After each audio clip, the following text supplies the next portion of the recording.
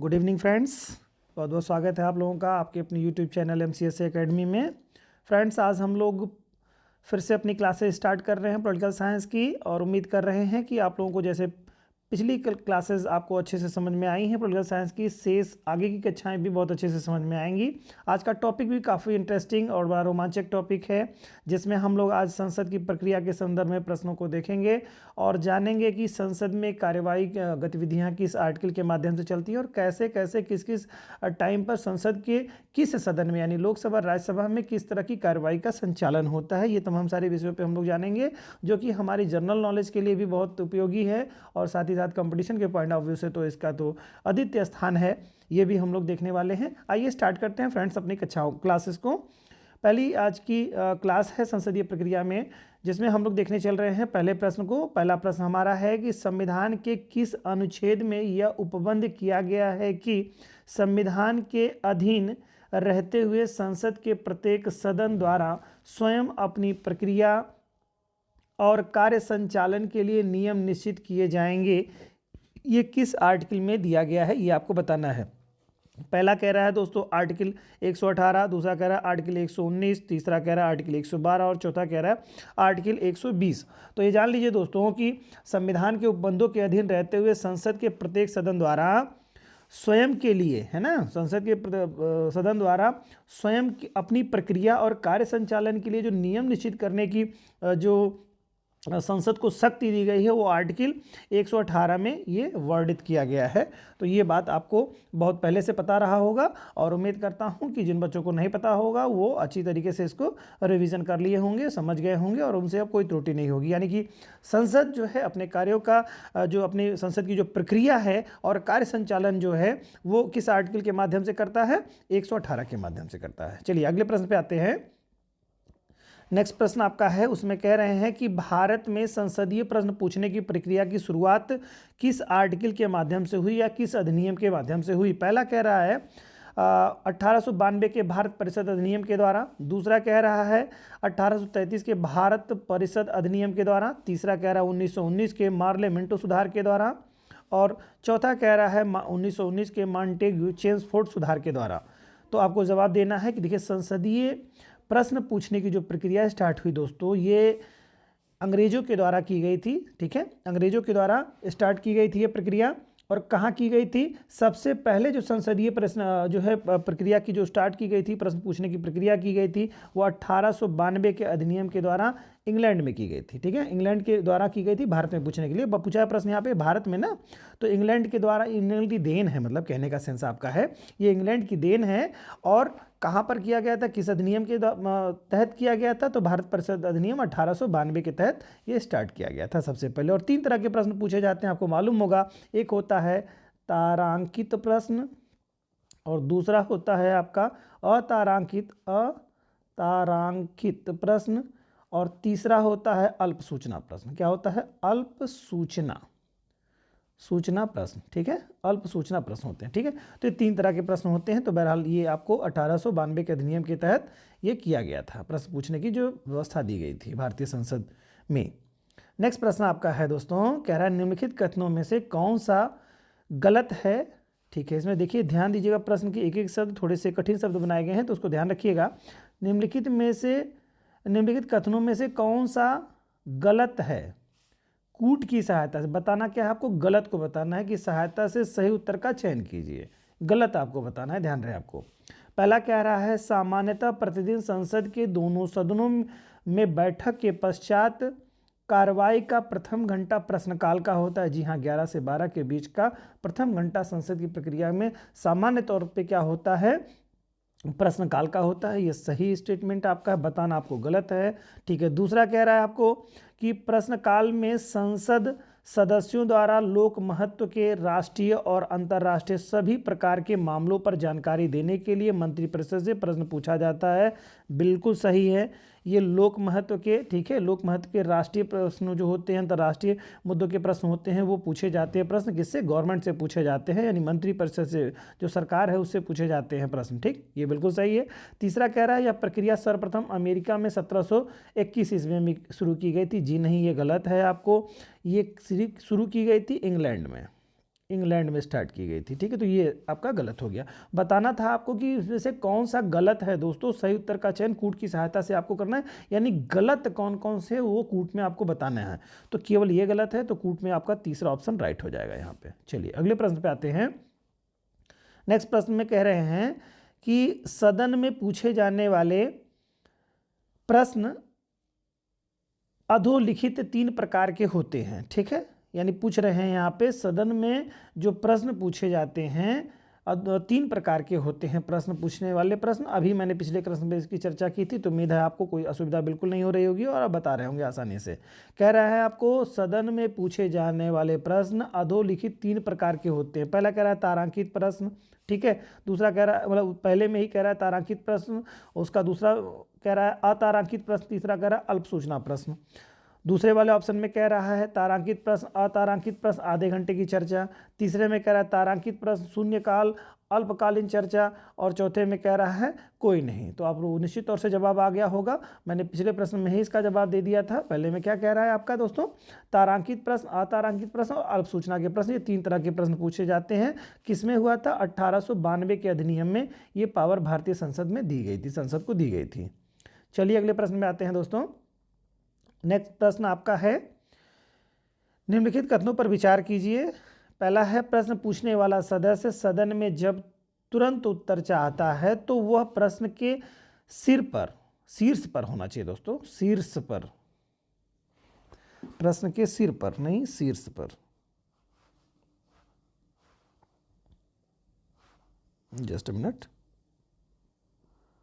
शीर्ष पर, प्रश्न के शीर्ष पर जो है वो क्या बना देता है, तारा बना देता है प्रश्न पे।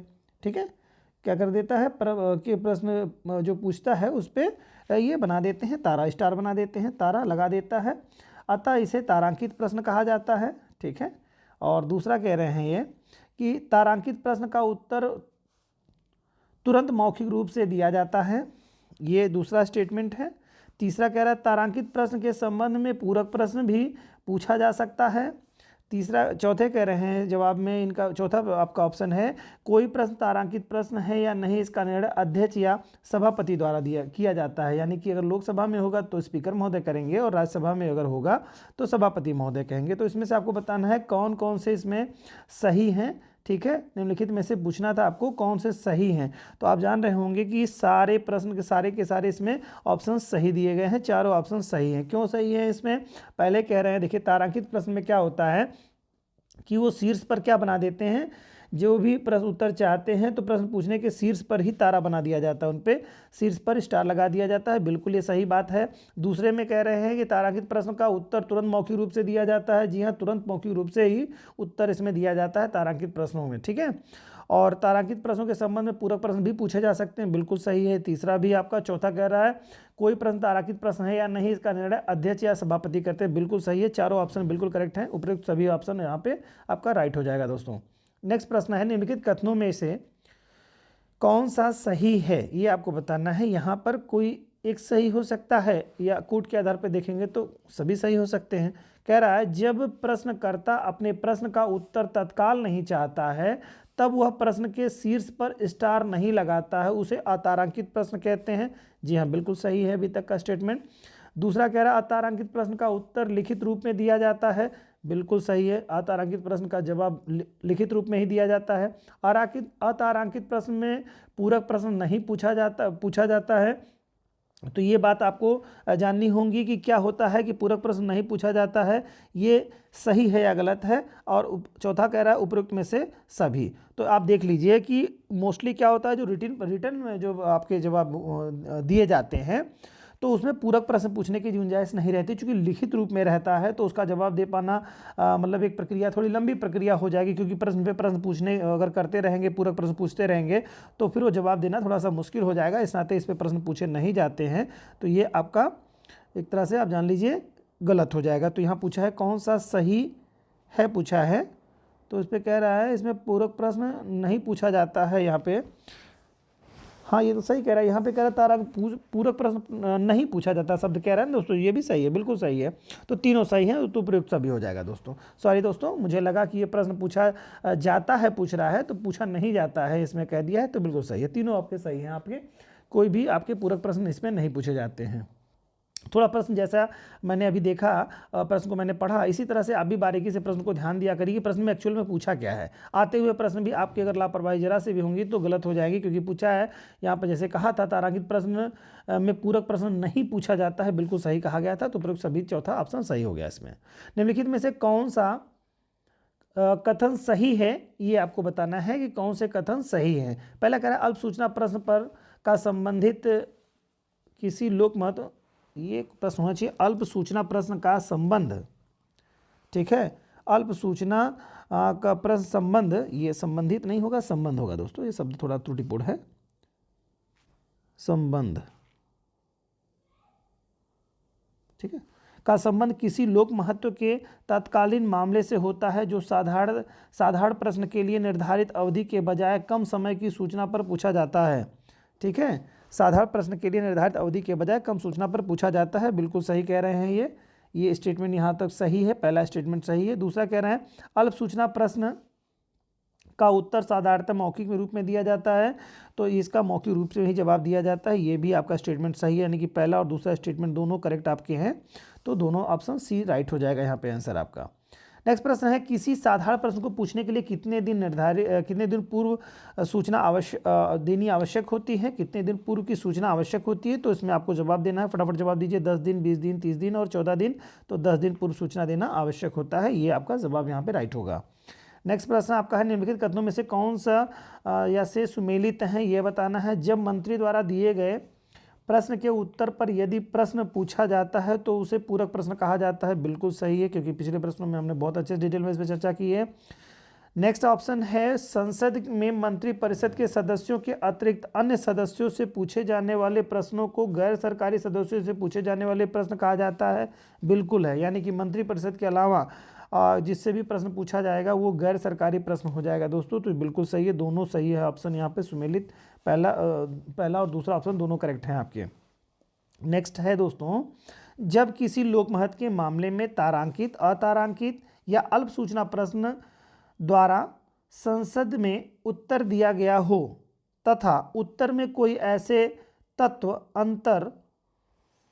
अंतर्विष्ट हो, शब्द है तत्व अंतर्विष्ट हो, ये शब्द होना चाहिए, तत्व अंतर्विष्ट, ठीक है, अंतर्विष्ट हो, ये सूचना के जो प्रश्न आपके हो जाएंगे अंतर्विष्ट हो, ठीक है, ये यहाँ पे ऐसे हो जाएगा अंतर्विष्ट हो जिसका स्पष्टीकरण आवश्यक हो तो ऐसे तथ्य को संसद के में चर्चा के लिए रखा जाता है। सामान्यतः ऐसी चर्चा संसद के अंतिम आधे घंटे यानी कि 5 से 5:30 के मध्य में के बीच होता है, ये कह रहा है। तो किस में ये प्रश्न जो आपका बताना है ये किस चर्चा, इसका नाम क्या है ये बताना है आपको, क्या कह रहा है, नाम बताना है कि क्या है, किस में ये चीज़ें की जाती हैं कि कोई प्रश्न यानी कि लोक महत्व का कोई तारांकित या अतारांकित या अल्प सूचना का कोई प्रश्न था, ठीक है, जिसमें संसद के द्वारा उत्तर तो दिया गया लेकिन कुछ शब्द ऐसे शब्दों का प्रयोग किया गया कि उस तत्व में जो अंतर्विष्ट शब्द है उसका स्पष्टीकरण देना आवश्यक है।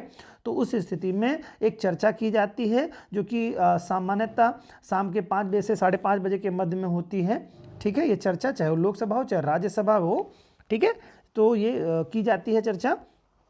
तो वो उसका नाम क्या है ये बताना है आपको। तो इसमें कह रहा है अल्पकालीन चर्चा, दूसरा कह रहे हैं ये पहले कह रहे हैं अल्पकालीन चर्चा, दूसरा कह रहा है आधे घंटे की चर्चा, तीसरा कह रहा है शून्यकाल की चर्चा, चौथा कह रहा है पूरक प्रश्न। तो ये कौन सा है, आधे घंटे की चर्चा इसके नाम से जाना जाता है। और ये जानते ही हैं आप कि लोकसभा में 3 दिन हो सकता है, कौन कौन से दिन हो सकता है, सोमवार होगा, दूसरी एक दिन छोड़ करके आपका हो जाएगा, फिर क्या बुधवार होगा, बुधवार, और इसके अलावा फिर बृहस्पतिवार छोड़ के शुक्रवार, ये बात हो रही है शुक्रवार, यानी 3 दिनों में हो सकती है 5 से 5:30 के मध्य में इवनिंग के टाइम में। किसकी बात हो रही है, लोकसभा में। और जान लीजिए राज्यसभा में जब होती है चर्चा तो किसी भी दिन चर्चा की जा सकती है, ठीक है, बशर्ते सभापति महोदय उसकी परमिशन दे दें। सभापति की परमिशन पे जो है राज्यसभा में किसी भी दिन की जा सकती है, किसी भी दिन। तो ये ध्यान रखिएगा, आधे घंटे की जो चर्चा होती है वो राज्यसभा में किसी भी दिन की जा सकती है, जो है सभापति की परमिशन पे। लोकसभा में लोकसभा स्पीकर की सहमति पर कब हो सकती है? सोमवार, बुधवार और आपका शुक्रवार के दिन, किसी भी दिन हो सकती है। ये आधे घंटे की चर्चा कहलाती है। चलिए, तो यहाँ पे ऑप्शन सेकंड राइट हो जाएगा आपका। नेक्स्ट प्रश्न है, निम्नलिखित कथनों में से कौन सा या से सही है, ये आपको बताना है। देख, पहला कह रहा है अल्पकालीन चर्चा लोकसभा में सप्ताह के 3 दिन सोमवार, बुधवार और शुक्रवार को की जाती है। यहाँ पे शब्द होना चाहिए की जाती है। ठीक है, बिल्कुल सही। अभी आपको मैंने लास्ट प्रश्न में बताया। फिर अगला कह रहा है राज्यसभा में सभापति की अनुमति से किसी भी दिन आधे घंटे की चर्चा की जा सकती है। बिल्कुल सही है। आधे घंटे की चर्चा के लिए कम से कम 3 दिन पूर्व लिखित सूचना दे जानी आवश्यक होती है। तो ये आपको बताना है। जी हाँ, बिल्कुल सही आपका है, सभी है। 3 दिन पहले जो है, अगर किसी पे आधे घंटे की चर्चा करनी है आपको, आधे घंटे की चर्चा का मतलब है कि कोई ऐसा प्रश्न है जिसमें जिसके तथ्य के बारे में, ऐसा तथ्य है जो अंतर्विष्ट है, उसका विश्लेषण करना यानी स्पष्टीकरण देना बहुत ज़्यादा ज़रूरी है। तो उस पर 3 दिन पूर्व उसको सूचना देनी होगी, चाहे वो लोकसभा या राज्यसभा में। ठीक है, और परमिशन देने के बाद में आपको लोकसभा में सोमवार, बुधवार और शुक्रवार को सुना जा सकता है। आधे घंटे की चर्चा मतलब हो सकती है। और राज्यसभा में किसी भी दिन स्पीकर की सहमति पर आधे घंटे की चर्चा की जा सकती है। अगला है 12 नंबर का प्रश्न आपका, निम्नलिखित कथनों में से कौन से सुमेलित है, कौन से सही हैं, ये आपको बताना है। कूट के आधार पर आपको बताना है। पहला कह रहा है संसद के दोनों सदनों में प्रश्नकाल के तुरंत बाद एक घंटे का समय शून्यकाल होता है। जी हाँ, बिल्कुल सही बात कही जा रही है। घंटे का जो समय होता है वो शून्यकाल का ही समय होता है। दूसरा कह रहा है इसमें बिना पूर्व सूचना के सार्वजनिक महत्व का कोई भी प्रश्न उठाया जा सकता है और किसी मंत्री को उत्तर देने को कहा जा सकता है। बिल्कुल सही, ये भी बात आपकी कही गई है यहाँ पे। शून्यकाल को प्रश्नोत्तर सत्र भी कहा जाता है। जी हाँ, इसको प्रश्नकाल भी कहा जाता है, प्रश्नोत्तर काल भी कहा जाता है, या प्रश्नोत्तर सत्र भी कहा जाता है इसी को, शून्यकाल को ही। और फिर कह रहा है भारतीय संसदीय प्रक्रिया में शून्यकाल शब्द का उल्लेख नहीं है। बिल्कुल सही है। तो चारों ऑप्शन बिल्कुल सही है। तो ABCD आपकी बिल्कुल सही है। ठीक है, और ये मीडिया के द्वारा ही भारत में दिया गया है। ये शब्द जो शून्यकाल है, ये मीडिया के द्वारा इस शब्द का चलन किया गया। भारतीय संविधान में ये कहीं नहीं है। ठीक है, और जनरली ये होता क्या है, शून्यकाल जो है 12 बजे होता है, दिन में 12 बजे होता है। तो 12 बजे का समय चूंकि शून्य का काल होता है, ठीक है, AM का टाइम खत्म होता है, PM स्टार्ट होता है, तो इस नाते इसको शून्यकाल के नाम से जाना जाता है। ठीक है, और यहाँ पे जैसा लिखा है भारतीय संसदीय प्रक्रिया में शून्यकाल शब्द का उल्लेख नहीं है। ठीक है, तो ये बिल्कुल आपका सही है, आपका दे रहा है। और जान लीजिए कि कौन कौन से प्रस्तावित प्रश्न हमारा है। आप जवाब देना चाहें तो दे सकते हैं कमेंट बॉक्स में लिख करके कि जैसे ये शून्यकाल की जो प्रक्रिया जो देन है वो भारत की देन है। किसकी देन है? भारत की देन है। इसके अलावा और कौन कौन सी संसदीय प्रक्रिया हैं जिनकी देन भारत की है? ठीक है, तो आप लोग जवाब फटाफट अपने कमेंट बॉक्स में लिख सकते हैं। मैं जवाब आपको वीडियो खत्म होने से पहले मैं आपको वीडियो का जवाब दे दूंगा, और जो दोस्त हमारे जानते हैं वो जवाब दे दें इसमें फटाफट। चलिए अगले प्रश्न पे आते हैं। तो ये चारों ऑप्शन बिल्कुल सही थे आपके। कह रहा है संसदीय व्यवस्था में शून्यकाल किसकी देन है? ठीक है, तो संसदीय व्यवस्था में शून्यकाल किसकी देन है? तो भारत की देन है, ब्रिटेन की देन है, अमेरिका की देन है और फ्रांस की देन है। तो बताइए, निश्चित तौर से संसदीय प्रक्रिया में शून्यकाल किसकी देन है? भारत की देन है। इसके अलावा क्या कौन कौन सी देन है? मैंने भी आपको प्रश्न पूछा है। तो आपका क्या है? विश्वास प्रस्ताव का नाम सुने होंगे, विश्वास प्रस्ताव। ठीक है, इसके अलावा धन्यवाद प्रस्ताव। ठीक है, विश्वास प्रस्ताव है और धन्यवाद प्रस्ताव, या इसके अलावा आप कह सकते हैं ध्यानाकर्षण प्रस्ताव। धन्यवाद ना कहिए इसको, इसको ध्यानाकर्षण कहिए, धन्यवाद कहिए, ध्यानाकर्षण। ठीक है, ध्यानाकर्षण प्रस्ताव। और इसके अलावा जो आपने देखा है शून्यकाल, ये तीनों जो हैं कहाँ की हैं? भारत की देन है। ठीक है, तो आपका है शून्यकाल जो है, विश्वास प्रस्ताव जो है जो सरकार के द्वारा लाया जाता है, ध्यानाकर्षण प्रस्ताव जो है वो आपका भारत की देन है। तीनों प्रस्ताव जो आपके हैं ये संसदीय प्रक्रिया के आपके देन है भारत के। चलिए अगले प्रश्न पे आते हैं। तो यहाँ पर आपका जवाब पहला राइट हो जाएगा। दूसरा कह रहा है कि ध्यातव्य है कि शून्यकाल का प्रारंभ 1962 में किया गया था तथा वर्तमान में शून्यकाल के दौरान कुल खाली जगह है, यहाँ पे रिक्ति भरनी है, मामले उठाए जा सकते हैं कितने प्रश्न उठाए जा सकते हैं, ये कहने का मतलब है शून्यकालों का प्रारंभ 1962 में किया गया था और इसके दरम्यान कितने प्रश्न उठाए जा सकते हैं। तो 20 प्रश्न है, 30 प्रश्न है, 20 प्रश्न है, 40 प्रश्न और 10 प्रश्न। तो फटाफट जवाब दीजिए आप लोग, अधिकतम कितने प्रश्न उठाए जा सकते हैं दोस्तों। 20 प्रश्नों के बारे में यहाँ पर दिया गया है। ठीक है, 20 मामले उठाए जा सकते हैं, प्रश्न मतलब मामले। ठीक है, अगला प्रश्न है आपका दोस्तों, निम्नलिखित कथनों पर विचार कीजिए। पहला कह रहे हैं अल्पकालीन चर्चा उठाने की परंपरा 1953 में आरंभ की गई थी। ठीक है, नेक्स्ट है आपका, अल्पकालीन चर्चा के लिए सप्ताह में 2 दिन का समय मंगलवार और गुरुवार नियत किया गया है। तीसरा है, किसी अविलंब अन्य लोक महत्व के विषय पर सदन का ध्यान आकर्षित करने हेतु गैर सरकारी सदस्य अल्पकालीन चर्चा उठा सकता है। और चौथा कह रहा है अल्पकालीन चर्चा को आमतौर पर 2 घंटे की चर्चा भी कहा जाता है। तो ये सभी आपके जो दे रहे हैं ऑप्शन सभी करेक्ट हैं। किसके बारे में कहे जा रहे हैं आप लोगों को, अल्प चर्चा के बारे में बात हो रही, तो अल्प चर्चा से संबंधित ये सारे प्रश्न आपके ऑप्शंस करेक्ट दिए गए हैं। तो यहाँ पे चारों का कूट जो होगा वही करेक्ट होगा, दिया गया है बिल्कुल निश्चित तौर से आपका ये 4 ऑप्शन राइट हो जाएगा यहाँ पे। चलिए अगले प्रश्न पे आते हैं। 16 नंबर प्रश्न कह रहा है निम्नलिखित में से कौन सा कथन सही है। पहला कह रहा है जब संसद में किसी कार्रवाई के दौरान संसदीय प्रक्रिया के किसी नियम का उल्लंघन किया जाता है तब संसद का कोई सदस्य व्यवस्था का प्रश्न उठा सकता है। ठीक है, ये बात कह रहे हैं, तो इसमें सही आपको बताना है कि कौन सा सही है। तो दूसरा आपका है, चलिए दूसरा कह रहा है सदन का ध्यान आकर्षित करने की यह एक असाधारण प्रक्रिया है क्योंकि इसके उठाए जाने पर सदन की कार्रवाई निलंबित हो जाती है। ठीक है, तो ये ऑप्शन कह रहा है तीसरा दोनों और उसमें से कोई नहीं। तो देखिए दोनों ही जो है संसद के संदर्भ में सही बातें कही गई हैं कि पहला जो कहा गया है संसद में किसी कार्रवाई के दौरान संसदीय प्रक्रिया के किसी नियम का उल्लंघन किया जाता है तब संसद का कोई सदस्य व्यवस्था का प्रश्न उठा सकता है, बिल्कुल उठा सकता है, सही है। सदन द्वारा ध्यान आकर्षित करने की यह एक असाधारण प्रक्रिया क्योंकि इसके उठाए जाने पर संसद की कार्रवाई निलंबित हो जाती है, बिल्कुल सही कह रहे हैं। तो दोनों आपके करेक्ट यहाँ पे ऑप्शंस दिए गए हैं, पहले दूसरे दोनों ऑप्शंस करेक्ट हैं।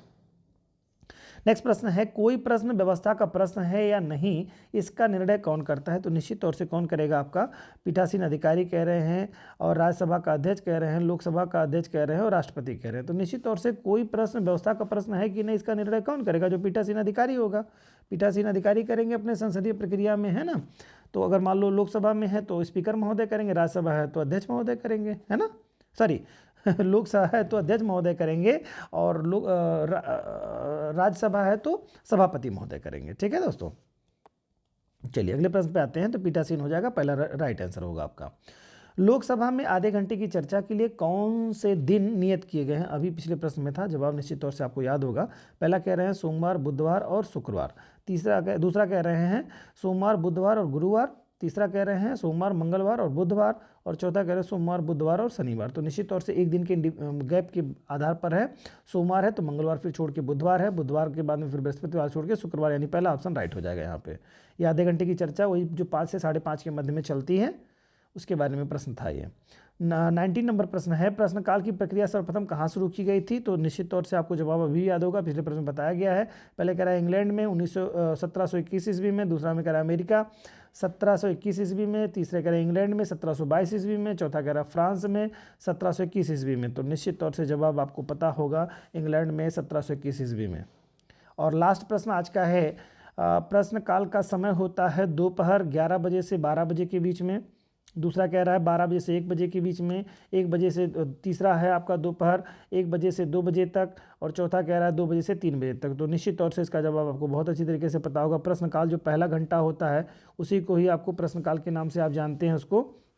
तो वो आपका टाइमिंग होती है क्या कि 11 से 12 के बीच में आपकी टाइमिंग होती है, 11 से 12 के बीच में आपका वो जवाब दिया जाता है।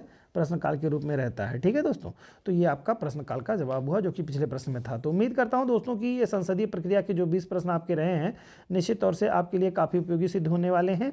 और इस तरह से यदि आप पढ़ते रहेंगे तो आपको निश्चित तौर से संसद के संदर्भ में सारे जो आपके टॉपिक हैं, डाउट्स हैं, वो काफ़ी हद तक क्लियर हो चुके होंगे इसके जानने के बाद में। और उम्मीद करता हूँ कि आगे जो नेक्स्ट सेगमेंट आएगा उसमें भी बहुत सारे प्रश्न आपके होंगे, जिससे कि आपकी एक अच्छी समझ और भी विकसित हो जाएगी संसदीय प्रक्रिया के संदर्भ में। तो दोस्तों इसी तरह से मेहनत करते रहिए, रिवीजन करते रहिए, निश्चित तौर से आपको सफलता मिलेगी। ऐसे ही अपना साथ, अपना प्यार अपने चैनल के साथ बनाए रखिए।